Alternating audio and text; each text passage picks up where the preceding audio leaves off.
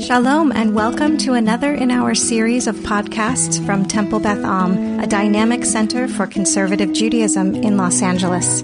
This is a recording of a Shabbat sermon by Rabbi Cantor Hillary Chorny. And I want to give you a little bit of context so that you're prepared for the type of Torah this morning. I'll do that by way of sharing with you that I had hoped this summer to be in Iowa for a very special experience.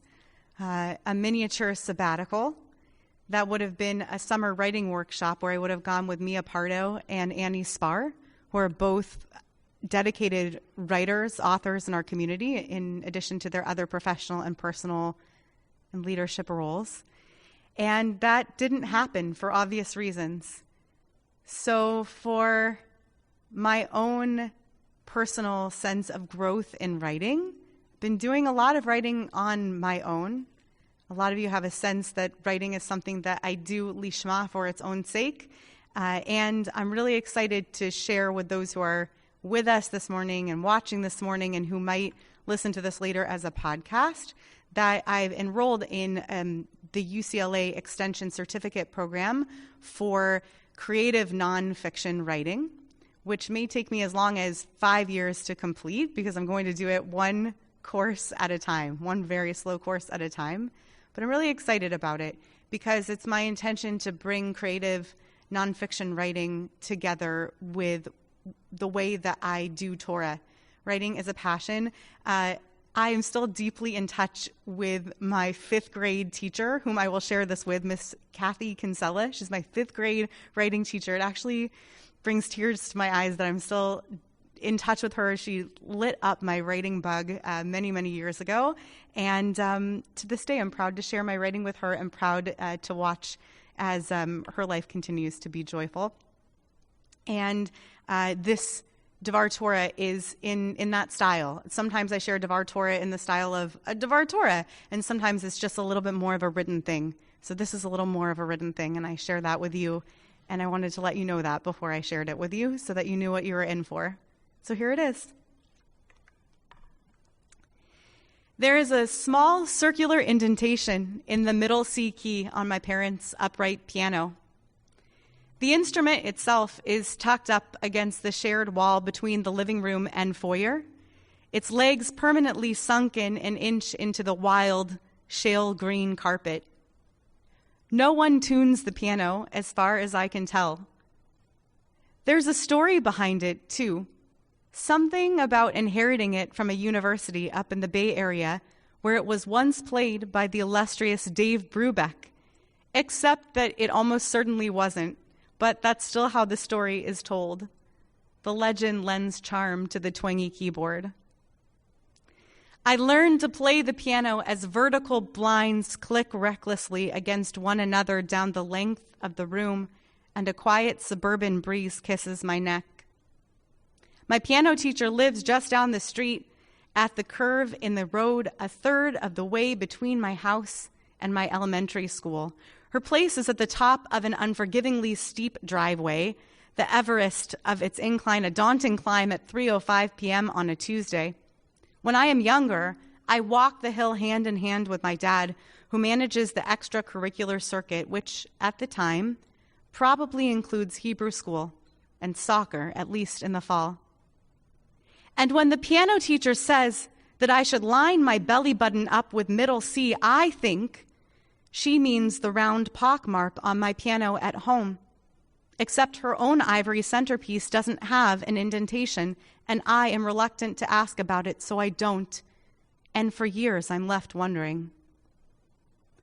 I start taking piano lessons just as I'm beginning to notice that other people's homes are different than my own.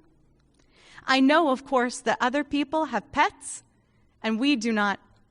My piano teacher and her husband keep large rescue greyhounds with bells on their collar that are sweet and inquisitive and mostly deaf.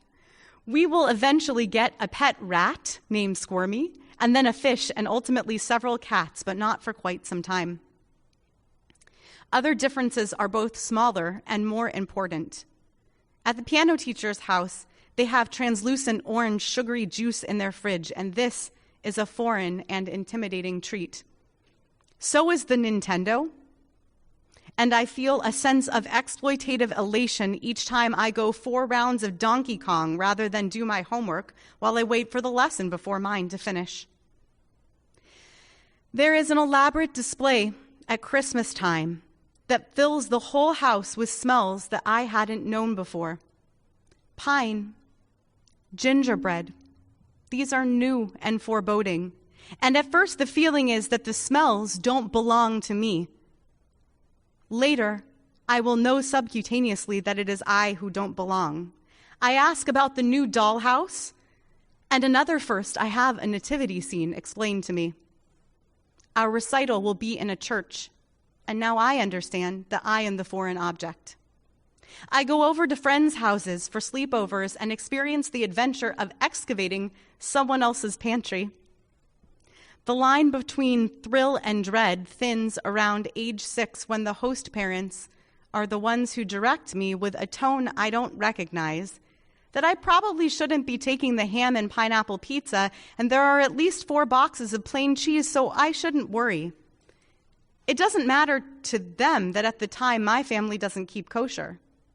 I can sleep on their floor, watch movies until the break of dawn, even ride along to the rodeo with a dear childhood friend whose family were, quote, serious horse people. But their boundaries are fading into permanence. I make the slow and prickly discovery that I am a resident, but not a citizen of my suburban environs. By my 8th grade trip to Washington, D.C., I am a curious and hopeful ugly duckling, searching each new city for signs that she might be my motherland. I feel an axial ping in New York City, the bagel shops and accents and unreasonable temperature changes across the indoor-outdoor April landscape. At 12 years old, there is already a sense of preordination, a knowing that later I'll live on the East Coast for 8 years. The night before we fly home to California, we have balcony seats to The Lion King on Broadway, and I wear a floor-length purple crushed velvet dress borrowed from an older cousin, and the night is transcendent. My neck still hurts from hours of craned attention as we descend back into San Diego, sinking into mundanity. I write in my diary, "We flew home today," and sign off with a question mark. Baruch atah ba'ir, uvaruch atah basadeh. Blessed shall you be in the city, and blessed shall you be in the field or country. These compelling blessings are nestled in Parshat Tavo, which we read this week. I will later come to love and understand the poetic nature of verses like this by their academic categorization, the lumping in term merism. Blessed shall you be wherever you go, from Alpha to Omega, from Aleph to Tav, from Big Bear to Boston. The Talmud in Bava Metzia preserves a take on this verse by the 3rd century Amora Rav. Blessed shall you be in the city means, Sheyehei veitecha samuch lebeit haKnesset. May your house be adjacent to a synagogue. May you find yourself, in other words, in the beating heart of a Jewish city center. May you be surrounded by the conveniences, protection, and unbounded support of local community. May you live close-ish to a kosher butcher, and may your neighbors know a word or two of Yiddish, and may your local Target carry a decent supply of Hanukkah wrapping paper. This is what I long for in the melancholic moments of prepubescence, when everyone feels other but doesn't quite know how to tell others how other-ish they feel. I ache to be understood, and I long for proximity to the known. By the time I return from D.C., there are no more piano lessons. They last 7 years, all the way up until bat mitzvah lessons take that prime extracurricular slot. I promise myself that if and when I have a child, I will gift them with the opportunity to learn piano, starting at age 5, too. Then I have 2 children, and I see that the older one has an ear that is so accurate that I'm as certain as I am about anything else in her future, which is to say that as a parent, I am constantly making informed and well-intentioned guesses that her first instrument should be piano. But my promised timeline intersects perfectly with this pandemic, and she's begging me to set up a keyboard at our kitchen table just so we might begin the long-awaited piano lessons. I demur. She insists, saying that we might find someone, anyone, who will give instruction over an iPad, and of course we can, and we do. And this is how I find myself blocking out 30 minutes on a weekly basis to stand over my 4-year-old's shoulder, juggling a screen in one hand and turning pages with the other because, of course, she hasn't quite turned 5 yet, but what on earth else do we have to do with our hours all summer? I am struck by the intimacy of overseeing these lessons. My role is skilled nurse, facilitating what cannot be done without a music-knowledgeable adult on the other end of the line watching and guiding. I return patiently to the fundamentals of music, terms and concepts that I have taken for granted for decades now. My child is a sponge, a wiggly, attention-poor, sometimes whiny, impeccably on pitch sponge of a student. I wonder if this is the part of her that is most like me. Insatiably eager to master a slice of music theory and produce more, and then more, and then more with her fingers and her voice. This is how it begins for all of us music lovers, I suppose. But I also listen as her teacher, who comes from within our own Jewish community, speaks to my little day school student inside a cozy and familiar frame of reference. My daughter of 2 clergy, who has only ever known Pico Robertson as home, who is literally playing piano on the same table where 3 days later we will hide challah rolls under a cover and make a Shabbat meal. She knows nothing but this, all this, the piano, and Shabbat, and her very Jewish piano teacher, and she need only navigate these 1,400 square feet and the campus where we go to school and synagogue. We drive by Temple Beth Am a few days ago on a rare family errand just for the sake of getting in the car, and she calls out to no one in particular, "Oh, we just passed the house." Her house, her other house. I'm standing in Jerusalem once on the other side of a freestanding gilded fence in the Church of the Holy Sepulchre in the Christian Quarter, on a hot day in late springtime, listening to a lecture. The marble floor gleams. I fall in love with this church and everything in it, and I will return many times to recapture the mood, an incandescent hum and hovering incense. This is the omphalos, our Mora Derech explains loudly because everything in that room is loud. It means navel, and it is where the medieval Christians designated the center of the universe. Except that just a bit up the hill underneath the dome of the rock, that too is a candidate for the center of the universe, as is Delphi in Greece, and so on and so forth. So many places contending to be the belly button of the earth.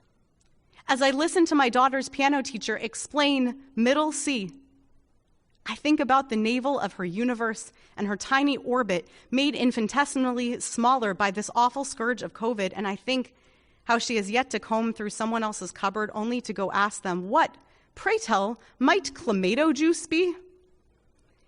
If it's a blessing, according to Rav, to live in the heart of the city connected to a synagogue, we are the embodiment of that.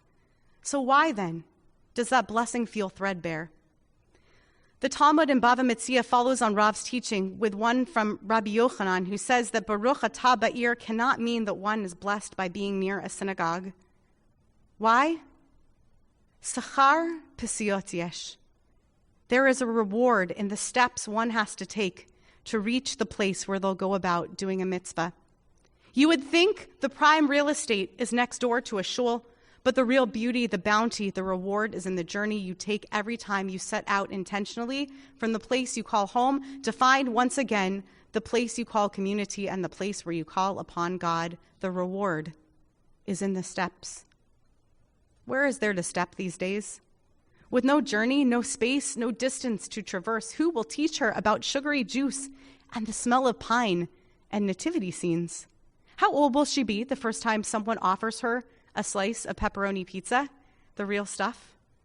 I arrive at my Judaic confidence after nearly 2 decades of navigating step after precarious step in the secular city.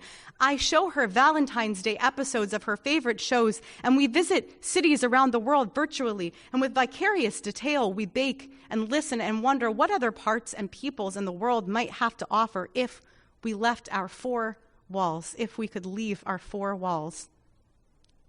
Here is a theory about swimming pools.